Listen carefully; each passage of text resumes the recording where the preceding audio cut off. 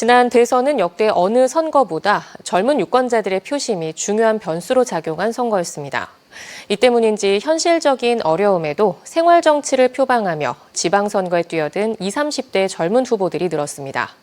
권기만 기자가 이번 지방선거에 도전하는 청년 후보들을 만나봤습니다.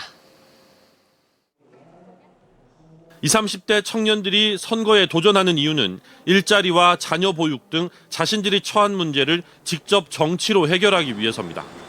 사회 경제적으로 가장 많은 활동을 하는 것이 청년이지만 그동안의 정치는 청년들에게 닥친 문제에 해답을 내놓지 못했기 때문입니다. 배척하면 배척할수록 우리한테 돌아왔던 결과가 점점 더 어려워지는 현실, 취업난이라든지 어떤 세대 갈등이라든지 이제 더 나아가서 성별 갈등까지 심화되고 있는 상황에서 이 문제를 조금 더 해결을 해야 제 또래 친구들이 더 나은 사회에서 살 수 있고. 정치가 실생활과 동떨어진 것이 아니라 이른바 생활 정치를 실현해야 한다는 것이 청년 후보들의 공통된 생각입니다. 청년들은 지금 현재 부딪히고 있는 어려움들, 저희가 이미 가지지 못하는 것들, 기회조차 없는 것들에 대해서 굉장히 어려움을 많이 느끼고 있는 것 같아요. 그 부분에 있어서 목소리를 내고 어떻게 하면 우리들이 이 사회에서 잘 안정적으로 살아갈 수 있을까, 이런 부분에 대해서 진지하게 고민할 수 있는.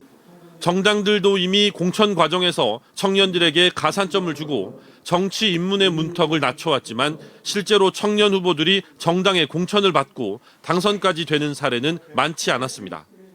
최근 3번의 강원도 지방선거에서 광역 기초의원에 당선된 40세 미만 후보자는 2010년 3명, 2014년 4명, 2018년 6명으로 조금씩 늘고 있긴 하지만 전체 의원의 3%에 불과합니다.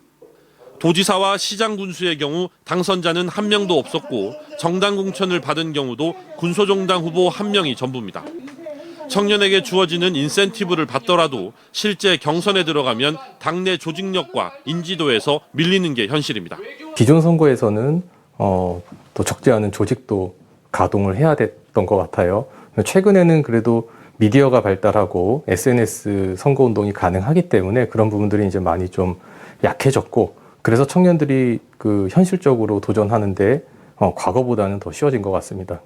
청년 정치인들이 젊음과 열정만 내세우기보다는 정치인으로서의 능력과 역량을 갖추는 준비가 부족했다는 자성의 목소리도 나오고 있습니다. 준비가 된 청년들이 있어야 될 것 같습니다. 정치권에서는 현재 마냥 젊은 청년들이 필요한 것이 아니고 능력과 노하우, 준비가 된 그런 청년들이 정치권에 나와야 할 것 같습니다. 강원도 내에서 이번 지방선거에 도전하는 20, 30대 후보는 20여 명. 여야 정당이 청년의 정치 참여를 늘리겠다고 경쟁하듯 목소리를 높이고 있는 가운데 실제로 얼마나 많은 청년 예비 후보가 공천이라는 1차 관문을 통과할 수 있을지 주목됩니다.